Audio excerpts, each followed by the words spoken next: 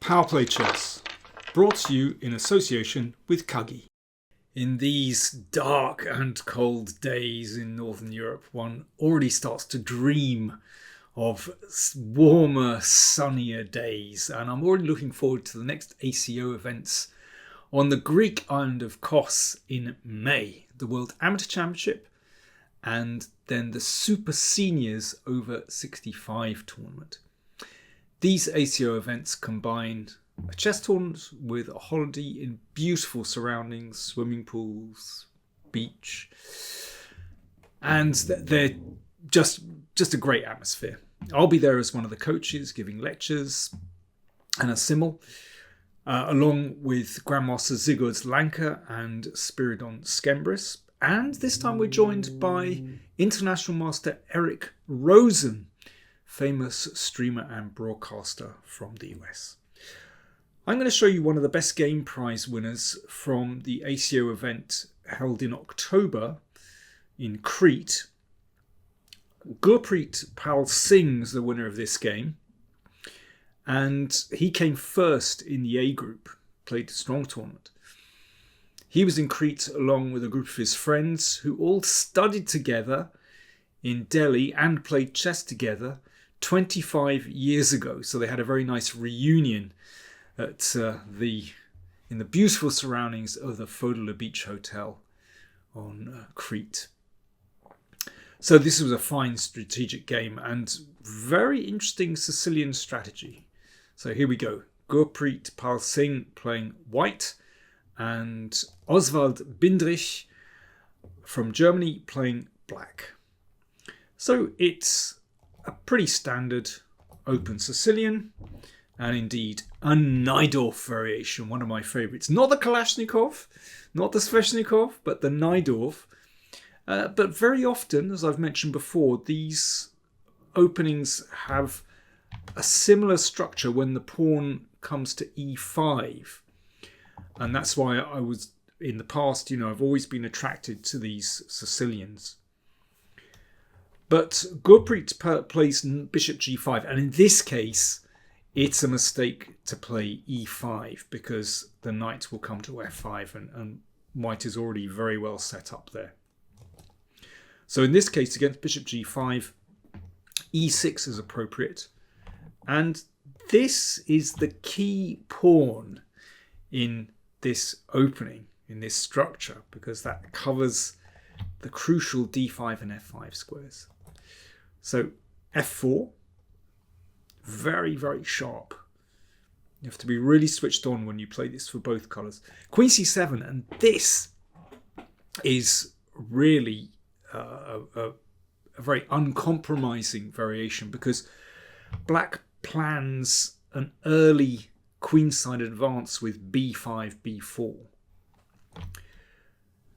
And Gurpreet plays in a very, I think, principled way, damaging the kingside pawns and playing f5.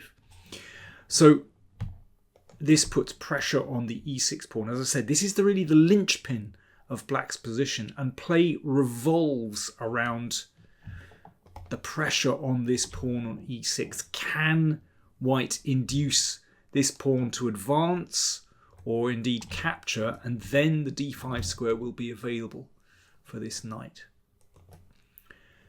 And here Bindrich plays queen c5. Very interesting move. What about development? Well, this queen is looking to head for this nice dart square. Remember, white has given up the dart squared bishop.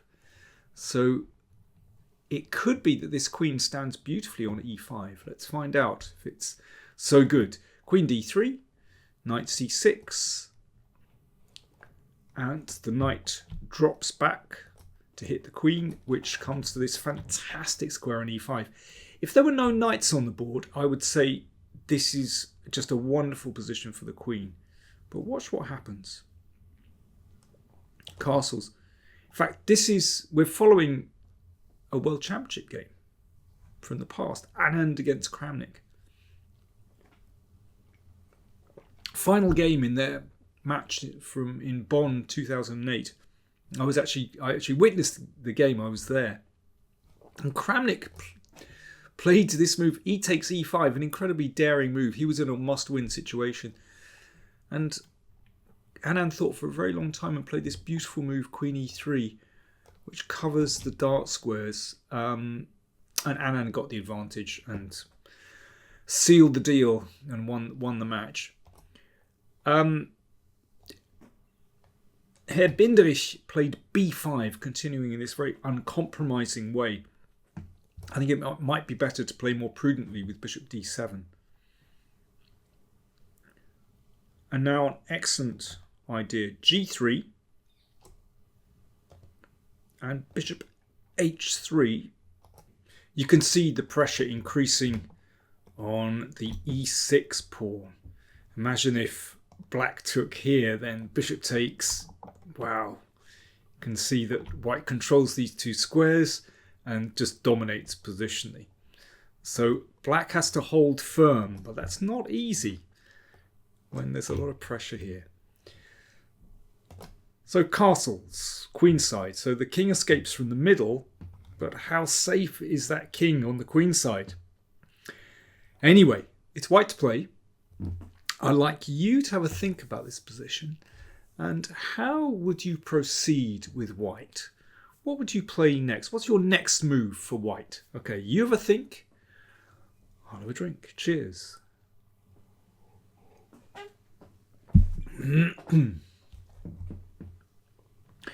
Well, Gurpreet played rook f1. His strategy was to target this pawn on f6. But I think I would have chosen rook e1 here, looking opposite the queen with, well, one big idea in mind, and that's this, that, okay, the king shuffles to the side. Very important for the king to step out of this diagonal. And the idea is this, that white can go knight d5 without fearing that the knight will be captured, because you can see the queen is lost. And with that knight on d5, that's not easy to shake. Well, we'll see that something very similar happens in the game actually, but I do feel that the rook is best placed on e1, supporting that pawn and looking opposite the queen. I mean, I think another good move here is simply king b1 as well, just keeping options open. Rook f1, well, let's see how this works out. It also works out pretty well. King b8, very important to step away from the bishop. Queen f3, so you can see that white is now threatening to exchange on e6 and take the pawn here. Black defends, bishop e7. Now king b1. Yeah, nice to tuck the king away. And sometimes this is actually a very strong maneuver to hit that queen. When I mentioned earlier that without the knights, then the position of the queen would be quite secure. But with the knights on the board, it's rather problematic. Rook f8. Yeah, I think not a beautiful move, putting the rook here. And indeed, I think knight c1 is a good move here. But knight d5, well, it's hard to resist this move. I mean, this is an excellent move, of course. I think white has a number of different possibilities here. And, well, I think I would go for knight d5 in this position. Obviously, if that's taken, then the queen is trapped. This is the problem. In fact, one could still turn to pawn takes and then rook e1. So it's absolutely clear that this knight can't be taken. And that's tough for black. Rook c8. Okay, trying to get some counterplay on the c-file. a3. Okay, nice and steady. The bishop steps away from the knight. That's sensible. And knight f4. So this knight has found a beautiful square on f4, just increasing the pressure on the pawn on e6. This is pretty serious now. And again, if this is exchanged, then, well, I mean, that's just a fantastic, positionally wonderful for white. And indeed, I think probably wins materials immediately. So knight a5. Well, that gives black a little bit of play, because the pawn on e4 is hit. And one could simply defend this with the rook. But Gurpreet is clearly in a bit of a hurry. He plays knight d3, no messing around. Attacking the queen. So there's an exchange on e4. So now pawn takes e6. And if, well, pawn takes pawn, bishop takes, rook c7. Well, positionally, you can see this must be better for white. It just looks so strong. Oh, sorry, that rook c7 isn't even possible. I now realise you can simply take the knight. Yeah, so after bishop e6, well, black is in massive trouble here. Positionally, it simply must be good for white. So knight takes played. And now Gurpreet plays a little finesse, which works out very well. If pawn takes, then rook c5, things still aren't so clear. But he throws in e7, and I suspect that this move was overlooked by Herr Bindrich. So the rook is threatened. Bishop takes, and bishop takes rook. So white has won material. And now I suspect that black was just completely bamboozled by the sequence of the last few moves and made a mistake in taking this off. Yeah, after rook c8, pawn takes, yes, white is the exchange up, but it's still not so clear as, you know, black has the two bishops. White is definitely better here. You know, white can shift the king out of the way and then maneuver this knight round. I think definitely white has the advantage, but still some hard work to win that. But after this, black cracks completely. Rook takes, the knight comes back, hitting the rook. But there's a problem. Rook e3. Hitting the bishop, and well, after rook takes bishop, obviously white is a clear exchange up with no difficulties. And if bishop d8, well, that is an exchange ahead and pure positional domination. And you can see it's all very consequent. It's all very thematic. You know, once this pawn on e6 disappears, then positionally white is doing extremely well. So I really like this strategy